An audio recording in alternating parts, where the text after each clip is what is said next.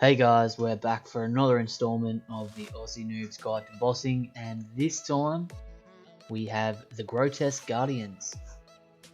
The Grotesque Guardians are a pair of gargoyles named Dusk and Dawn that are perched on the rooftop of the Mauritania Slayer Tower. In order to access the roof, players must obtain a brittle key from killing gargoyles while assign them for a Slayer task which requires 75 Slayer.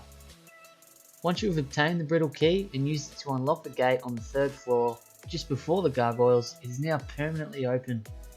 Like Cerebrus and the Abyssal Sire, the Grotesque Guardians can only be killed while on a Slayer task. Even though you are killing them both, it will only count as one kill for the sake of the Slayer task, unless you have the Double Trouble perk unlocked. Notable drops are the Black Tourmaline Core at 1 in 1000 and the Pet at 1 in 3000, which can be morphed into either Dusk or Dawn. They also drop Granite Dust, which can be used to coat your cannonballs, increasing their max hit from 30 to 35. Dusk is immune to range and magic attacks, so it can only be killed with melee. Its first form's combat level is 248, with 450 hit points, 200 attack, 140 strength, 100 defense, 140 magic, and 140 range. Dawn flies in the air, so cannot be attacked with melee and has a high defensive magic level, so it's recommended to use range. Its combat level is 228 with 450 hit points, 140 attack, 140 strength, 100 defense, 100 magic, and 140 range. Dusk's second form, where it absorbs the powers of Dawn, is combat level 328 with 450 hit points, 300 attack, 250 strength, 150 defense, 250 magic, and 250 range. Dusk's second form is stronger, but we've already taken out half of its hit points, and it also uses ranged and melee attacks.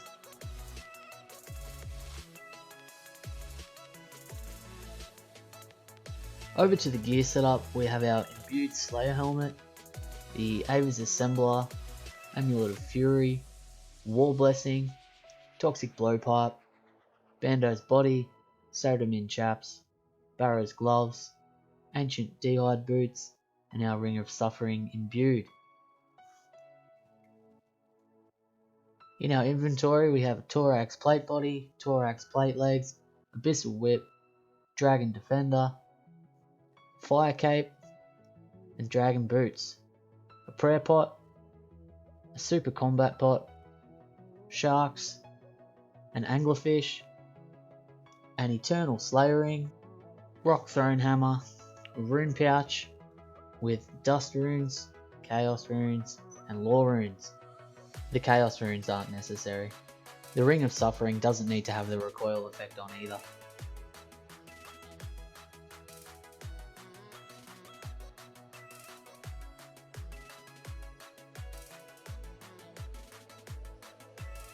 As for how to get there, we're going to rub our Eternal Slayer Ring, or any Slayer Ring for that matter, teleport to the Mauritania Slayer Tower.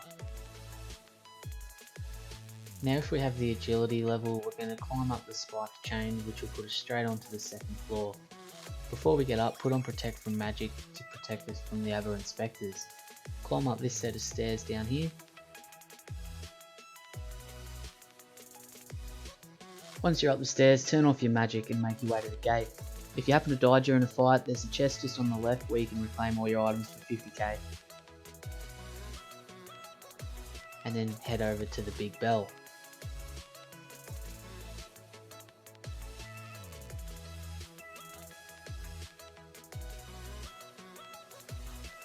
Before we start the fight, we're going to eat our anglerfish, take a sip of our combat potion, and then ring the bell.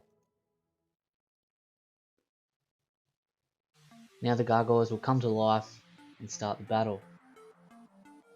Just before the cutscene, put on Protect from Range and make your way over to this yellow square. Attack Dawn.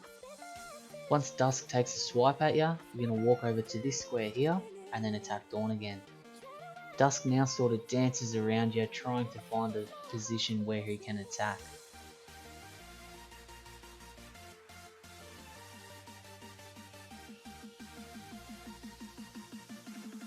If he is able to attack you, depending on where he is, you can just run to one of the yellow squares and then back to the same square you're on now, and he'll start dancing again, trying to attack you. Once Dawn's down to half health, she's going to fly away, and then we're up against Dusk. We're going to want to quickly protect from melee, flick over to our melee setup, and then attack. After about 2 or 3 hits, he's going to curl himself up under his wing, turn yellow, which is his special attack. What you want to do is walk 2 squares away, but also being mindful of the falling rocks. You don't want to be any closer than 2 squares to them either. If you don't walk away while he curls up, he will fling you 5 or 6 tiles across the room, stun you, and you'll take some damage. If you land near one of the falling rocks, you'll also get stunned and take some damage. Sometimes you can't help it. When you click away, you just click under where a rock's gonna fall and you just cop it. It happens every now and then, like now. Bang. You also don't want to stand underneath Dusk because he'll stomp on you, just like that.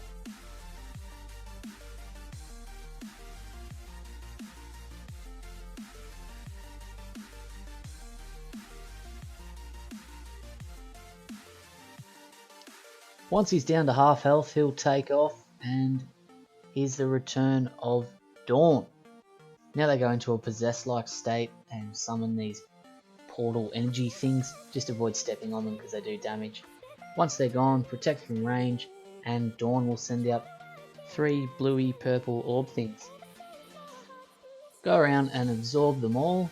They deal damage. The longer you leave it before you collect them, the more damage they'll do. I think the first lot's 2 damage, the second lot's 10 damage, and then the third lot's 20 damage.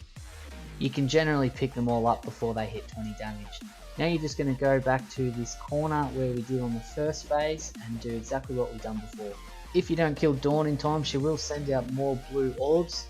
If you nearly killed her and she sends out the orbs, just focus on her. If you don't collect the orbs and they make it back to her, they will heal her 90 hit points each. She sends out these white ball things. If they land near you, they will put you in stone for a couple of seconds. Now that Dawn's HP is down, you throw a rock thrown hammer at her and Dusk absorbs her power. Now we can take off our prayers, flick over to our melee gear, and he will throw us into a wall of flames. There's one exit, click anywhere outside of it and your player will run out automatically. If the exit point to the flames is up against the wall, just click on the gap and you shouldn't take any damage. I usually put on protect from range first because I find most of the times its first attack is a range form, which is 2 blue orbs out of both of its wrists. Once it changes its attack style, just use the corresponding prayer. You can't predict what attack it's going to use. It has about a 1 in 3 chance of changing attack styles, but you only know once it deals that blow, so you will take some damage. Once its damage is down, the rock hammer gets thrown and the kill is complete. Flick back over to your range gear, pick up your loot, pot up and eat if you need to, and then ring the bell for another kill. If you have the Gargoyle Smasher perk, the rock thrown hammer will get thrown automatically. If you don't, you'll have to manually do it.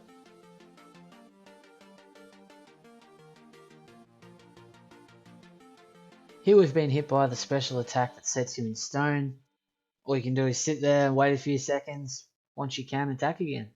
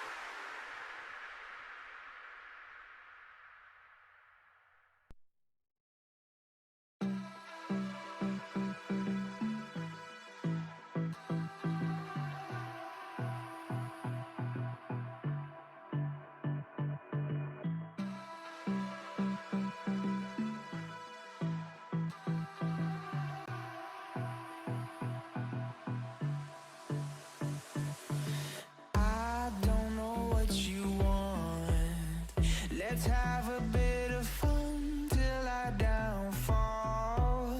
My love, if you feel like I do right now, don't say you're on the run to the other side, my love.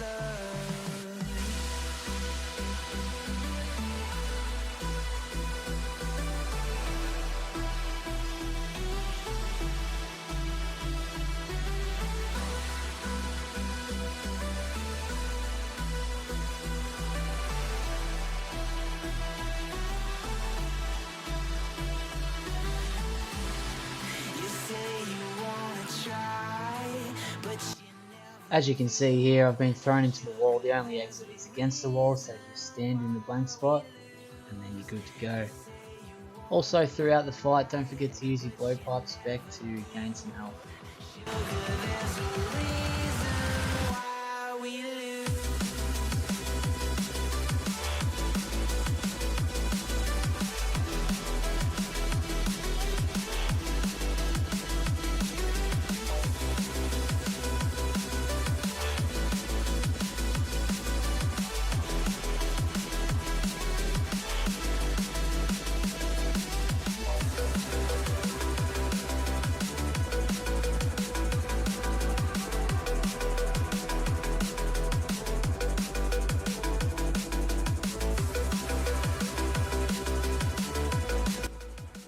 Be a good idea if I had my D-hide boots on and not my dragon boots here.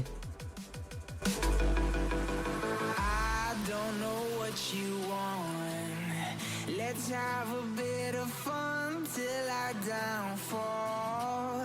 My love, if you feel like I do right now, don't say you're on the run to the other side, my love. You say you wanna try, but you never do. Sugar, there's a reason why we lose.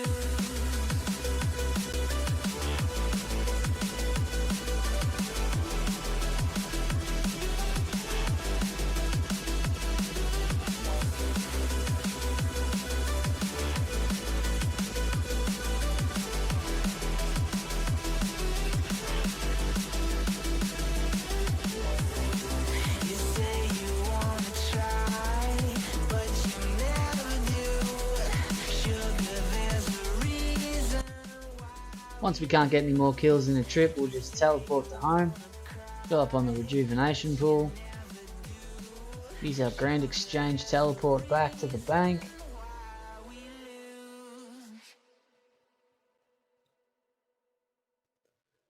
deposit all our loot, grab some more sharks, our one anglerfish, make sure our potions are up, teleport with our internal slayering back to the Mauritania Slayer Tower,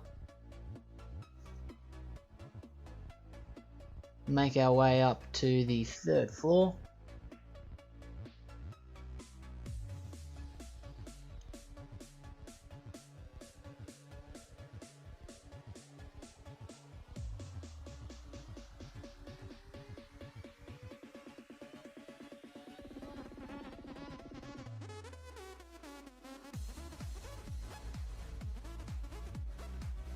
head back up,